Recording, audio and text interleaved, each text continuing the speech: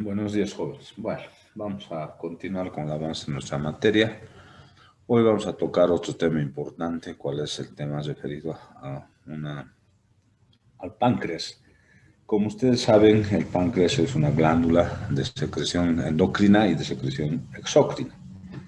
El páncreas es una glándula que se encuentra ubicada en la transcavidad de los epiplones, que se puede acceder a través de lo que es el hiato de Winslow, pero el acceso importante que nosotros podemos tener para llegar a esta glándula es a través de la apertura del ligamento hepatoduodenal, que se conoce con el nombre de maniobra de Bautrin-Kocher.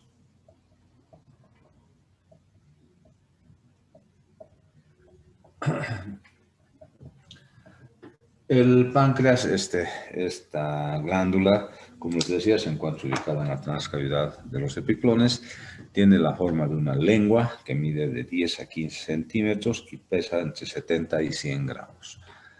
El páncreas, en su forma, como les dije, tiene la forma de una lengua y está constituido por una cabeza, un cuello, un cuerpo y una cola. Estos elementos, esta víscera o esta glándula se encuentra fijada, se encuentra fijada en la transcavidad de los epiplones a través de lo que es el rodete duodenal, y en la cabeza tiene una otra formación anatómica que se conoce con el nombre de proceso uncinado, que tiene la forma de un gancho que se adosa o se envuelve a lo que es la vena porta, constituyendo también otro medio de fijación. Y entonces, de esta forma establecido el páncreas se encuentra irrigado en su formación, en su totalidad por las arterias gastroduodenales, la arteria es duodeno-pancreática anterior y pancreático-duodenal posterior. Estas dos arterias provienen de la mesentérica superior y también de lo que es el tronco celíaco. En la parte de la cola están irrigados por ramos de la arteria esplénica, que constituyen los vasos cortos, que también constituyen un medio de fijación del páncreas. Páncreas tiene doble inervación, tiene una inervación sensitiva y una motora. La inervación sensitiva está dada a través del plexo oral y la motora está dada por simpático y parasimpático, que son los elementos que constituyen lo que es el complejo biliopancreático, porque el funcionamiento es en conjunto, tanto lo que corresponde a la vía biliar principal y o al páncreas en general. También debemos decir que tiene dos conductos, un conducto principal que se conoce como el conducto de Wülfrun y un conducto accesorio que es el conducto de Santorini. En cuanto se respecta a su histología, ustedes saben que el páncreas está formado por los acinos pancreáticos, que se ocupan de la secreción exócrina, y también tiene unas células especiales incluidas dentro de los acinos, que son los islotes alfa y beta de Langerhans, que se ocupan de la secreción endocrina, cuya secreción está dada por la insulina y el glucagón. En su fisiología, el páncreas, secreta una serie de sustancias, como es la tripsina, el tripsinógeno, la calicreína, la lipasa pancreática y la amilasa pancreática. Esta secreción se produce a través de la estimulación de la primera porción del duodeno, secretando lo que es la pancreatina, que estimula a los nervios simpático y parasimpático para la secreción de estos elementos que constituyen el jugo pancreático en general. Así establecida su anatomía y su fisiología del páncreas, este es asiento de una de las patologías más importantes y quizás una de las más graves que se producen a nivel de lo que es la cavidad abdominal. Estamos hablando de lo que se llama la pancreatitis aguda. La pancreatitis aguda, como su nombre indica, resulta ser en principio un proceso inflamatorio que puede complicarse a un proceso inflamatorio infeccioso por la necrosis de esta glándula. Entonces, está dado por dos causas fundamentales la pancreatitis aguda. Una es la pancreatitis de origen litiásico, por obstrucción de la ampolla de Vater, donde desemboca el conducto de Wülfrun y Santorini, o en su caso la pancreatitis alcohólica, sin dejar de lado En algunos casos se puede presentar de forma iatrogénica, medicamentosa o también por la presentación de forma traumática del páncreas. Las dos causas que nosotros vamos a abordar son la causa litiásica y la causa alcohólica, que van a provocar dos tipos de pancreatitis, la pancreatitis edematosa y la pancreatitis necrohemorrágica. ¿Cuál va a ser la fisiopatología de estos dos procesos que van a provocar la pancreatitis aguda como tal? En principio, la obstrucción del esfínter de Oddi va a ser de que si nosotros ingerimos alimentos colecistoquinéticos que vayan a estimular la primera porción del duodeno, estimulando la producción de pancreatina, va a provocar de que el páncreas a través del simpático y parasimpático vaya a secretar los elementos que constituyen el líquido pancreático, el jugo pancreático. Pero como estos no pueden ser exteriorizados hacia el duodeno, se van a activar en forma prematura dentro de esta glándula, o sea, se activan dentro del propio páncreas, determinando el edema correspondiente cuando se lesiona lo que son los acinos pancreáticos, provocando la pancreatitis edematosa. Puede ocurrir que se lesionen los vasos que están incluidos a nivel de lo que es el páncreas, provocando la pancreatitis necrohemorrágica. En cuanto respecta a lo que es la pancreatitis alcohólica, el alcohol, cuando uno ingiere alcohol, lo que provoca es irritación de toda la mucosa del tubo digestivo superior. En este caso resulta el edema del estómago y del duodeno. Este edema e inflamación que se produce en la mucosa de estos dos órganos hacen también que se edematice el esfínter de Oddi, provocando de tal forma que en el primer metabolismo que ocurre del alcohol a nivel del estómago, uno de sus metabolitos hace que se estimule también la producción de líquido pancreático, y como existe edema y obstrucción del esfínter de Oddi, tampoco va a poder exteriorizarse este jugo pancreático, provocando una activación precoz dentro de lo que es la glándula propiamente dicha, dando lugar a lo que es la pancreatitis aguda como tal. Así establecida la pancreatitis en su fisiopatología, esta nos va a dar una serie de sintomatología. En principio, el síntoma primordial de una pancreatitis, el principal, va a ser el dolor. Es un dolor característico de la parte abdominal, del abdomen agudo en general. El dolor es un dolor, puede ser de tipo gravativo, pungitivo, puede ser lancinante, ubicado en el epigastrio o mesogastrio y que se irradia a la parte dorsolumbar en forma de cinturón. Este dolor es un dolor específico que tiene una especie de causa, digamos. Tenemos que averiguar la causa. En este caso sería la presencia o la alimentación con colecistoquinéticos, o en su caso el consumo excesivo de alcohol. Entonces son las causas que van a provocar este dolor, además de que es un dolor que no calma ni con los antiespasmódicos, es un dolor que no calma con el uso de antiespasmódicos. Esta característica del dolor se va acompañado de náuseas y vómitos. En general, los vómitos van a ser de tipo alimenticios en principio, y luego se va a volver un vómito de tipo gástrico, con líquido gástrico o espumoso blanquecino, porque no existe presencia de bilis por el hecho de que el esfínter de Oddi se encuentra obstruido, tanto en la pancreatitis alcohólica como en la pancreatitis litiásica. Esa es la sintomatología por la cual va a acudir el paciente a la consulta. Nosotros en la consulta vamos a hacer lo que es el examen físico en general. Entonces, lo primero que nos va a llamar la atención es la facies, una facies álgida con presencia de subictericia en principio, que puede convertirse en ictericia porque el conducto biliar está obstruido por la obstrucción del esfínter de Oddi. Facies álgida, facies deshidratada por el vómito que ha producido la pancreatitis.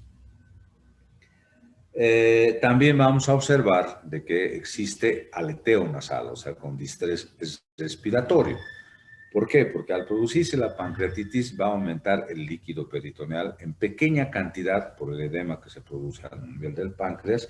Y como ustedes saben, una de las funciones del peritoneo es la absorción de ese líquido que va a pasar a través de los estomas a la cavidad pleural para ser eliminado posteriormente por los mecanismos de la respiración. Este líquido en aumento va a provocar un pequeño derrame pleural, acompañado a su vez, la pancreatitis va a provocar una deficiencia de la sustancia surfactante. Por tanto, los alvéolos pulmonares no se van a poder dilatar en forma adecuada, se van a comprimir y ese líquido acumulado en el alvéolo también va a pasar a la cavidad pleural, determinando el derrame pleural. Este derrame pleural, en general, la mayor parte de las veces se va a producir a nivel del lado izquierdo, porque en el lado derecho no nos olvidemos que está el hígado, que impide esa absorción masiva de líquido de la cavidad peritoneal. Seguimos observando y el paciente, como les decía, tiene un cuadro histérico. Y a la observación, en la cavidad, en la respiración, perdón, vamos a ver qué es la respiración más torácica que abdominal. En el abdomen podemos observar distensión abdominal en el paciente, una ligera distensión, y a veces encontramos dos signos importantes en la pared abdominal. Podemos encontrar el signo de Cullen, que es un signo que es patognomónico de la presencia de una pancreatitis necrohemorrágica, porque se produce una equimosis alrededor del ombligo, así se conoce el signo de Cullen. O en su caso puede haber una equimosis a nivel de los dos flancos, provocando el signo de Grey-Turner.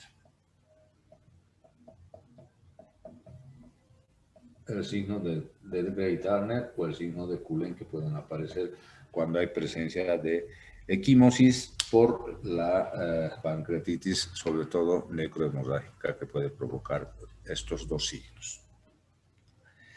A nivel de lo que es la percusión, va a haber timpanismo en el abdomen porque existe una distensión abdominal. En la auscultación va a existir disminución del peristaltismo como tal. Los ruidos peristálticos van a estar disminuidos y van a estar algodonosos.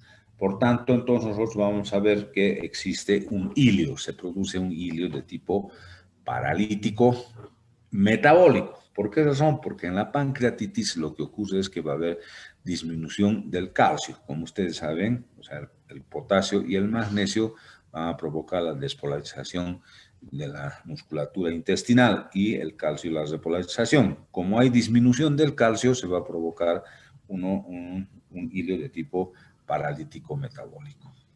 Bien, entonces eso es en el examen físico, lo cual vamos a encontrar. Una vez hecho el examen físico, nosotros vamos a realizar los exámenes complementarios necesarios.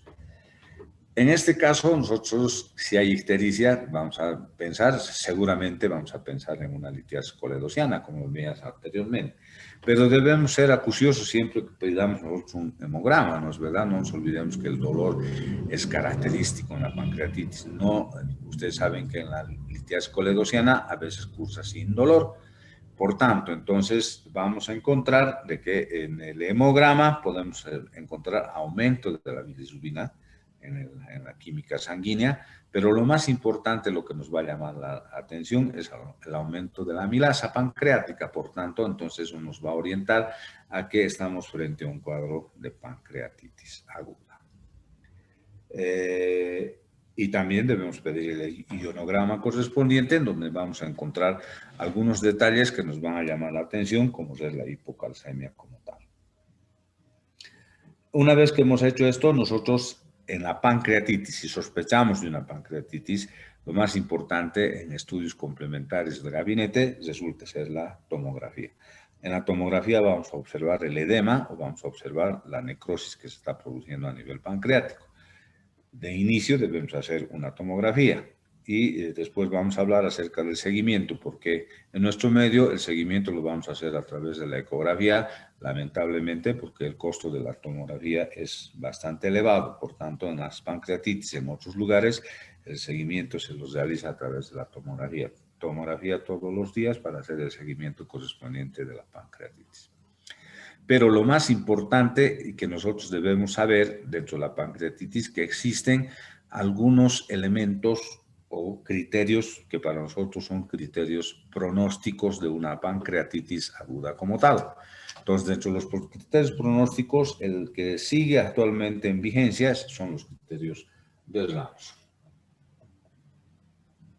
que son criterios de laboratorio, que también existen otros criterios que en algunos países manejan, los criterios de Apache 1, el Apache 2, que son parte de lo que han sacado de lo que son los criterios de Ramsson.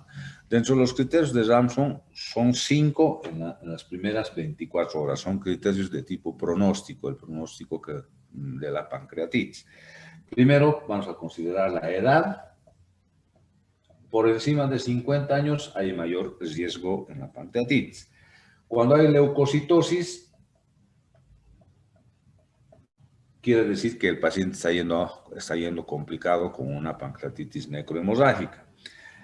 Lógicamente, cuando hay una pancreatitis, la lesión de esta glándula va a provocar, ¿qué cosa? Una hiperglicemia, ¿no es verdad? La glicemia va a estar aumentada, una hiperglicemia. Y también la LDH, la LDH,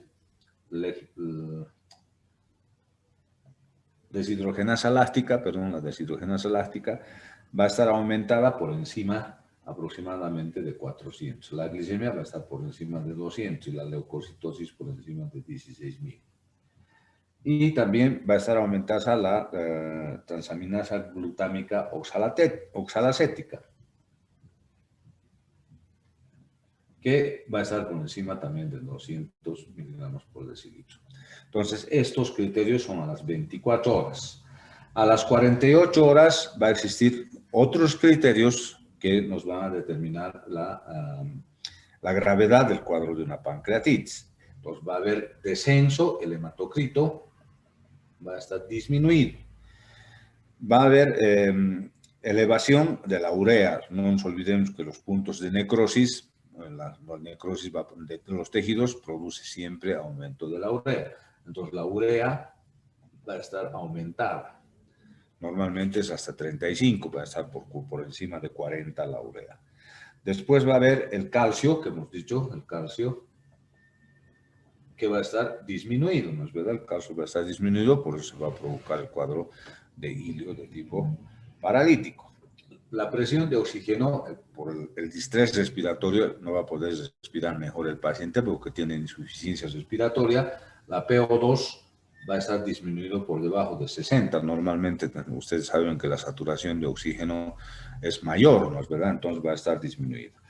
Las bases, déficit de base, las bases van a estar también aumentadas en mayor asinque, porque por el tipo de respiración va a estar haciendo lo que conocemos con el nombre de alcalosis de tipo metabólico, ¿no es verdad? Una alcalosis metabólica. Y aumento de los líquidos de secuestro en la cavidad, el secuestro de líquidos en la cavidad abdominal va a estar aumentado por la presencia del edema que se ha producido en el páncreas. Estos son los criterios laboratoriales de pronóstico. A las 24-48 horas debemos valorar que estos criterios, cuando son mayores de 3, el pronóstico es malo en una pancreatitis. Ahora, el seguimiento de lo que es, por el tema de lo que es las imágenes, se conoce con el nombre de los criterios de Baltasar. Los criterios de Baltasar que hacen que la pancreatitis se hace seguimiento a través de las imágenes de una tomografía. Lamentablemente en nuestro medio es muy difícil realizar este seguimiento a través de...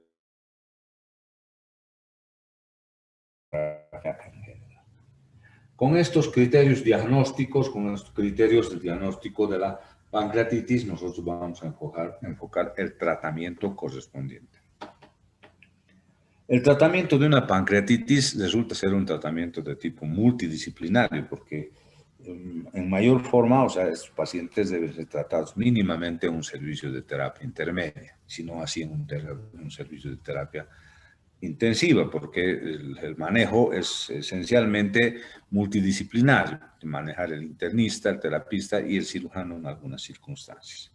¿Cuál va a ser el manejo? Nosotros debemos poner en vigencia nuestros conocimientos del manejo hidroelectrolítico, porque en base a ello nosotros vamos a manejar una pancreatitis. Entonces, lo primero que debemos hacer es colocar una vía donde vamos a empezar colocando soluciones con electrolitos, sobre todo manejando la parte del calcio, sobre todo para que no tengamos el problema del hilio correspondiente.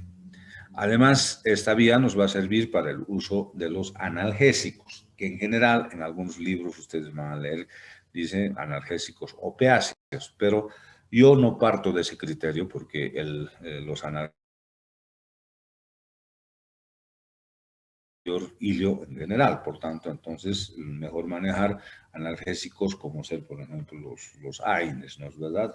Podemos manejar, ahora tenemos otros analgésicos potentes como el ketorol, que nos puede ayudar mucho, o esos analgésicos AINES que nos van a ayudar a manejar de mejor forma, o sea, una pancreatitis.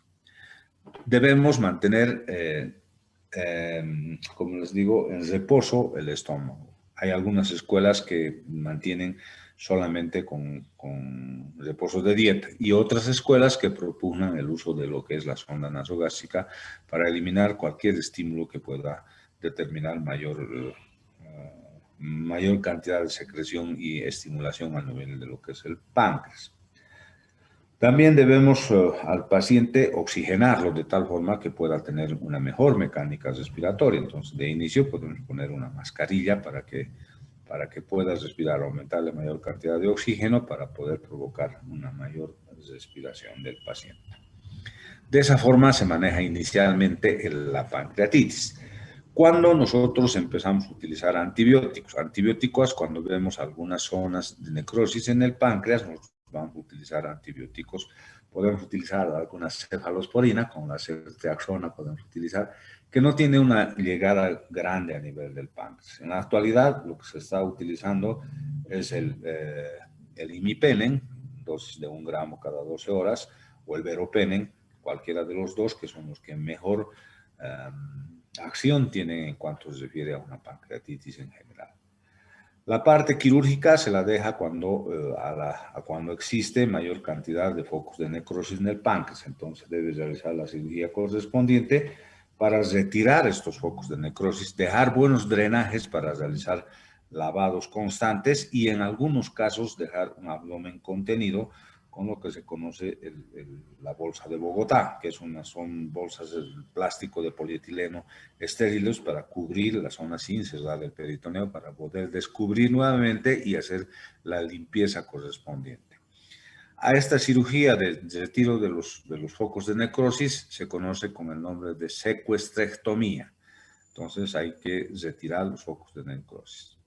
Esa es la forma de tratamiento de la pancreatitis necrohemorrágica. Lastimosamente tiene muy mal pronóstico. Algunos autores propugnan el hecho de realizar la diálisis correspondiente, hemodiálisis, o en algunos casos diálisis peritoneal, que es muy difícil realizar cuando el abdomen está abierto. Las complicaciones posteriores, o sea, las complicaciones a largo plazo, lo que algunos autores denominan pancreatitis crónica, es la presencia de los pseudoquistes pancreáticos, que son hiperfuncionantes, pueden causar cuadros de diabetes. Por tanto, estos pseudoquistes hay que derivarlos, de alguna forma se los deriva a lo que es el estómago. A esta derivación de los pseudoquistes pancreáticos hacia el estómago se denomina marsupialización de los quistes pancreáticos. Marsupialización de los quistes, de los pseudoquistes pancreáticos. Entonces, como ven, es un cuadro importante que hay que tomarlo en cuenta en cuanto respecta a lo que es el complejo virus pancreático en general.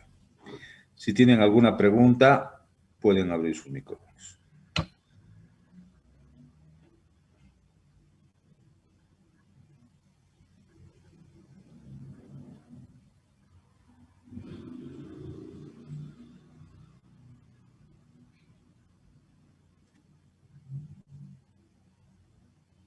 Bueno, como no hay preguntas, nos vemos el jueves, muchachos. Buenos días. Hasta luego, doctor. Hasta luego, doctor.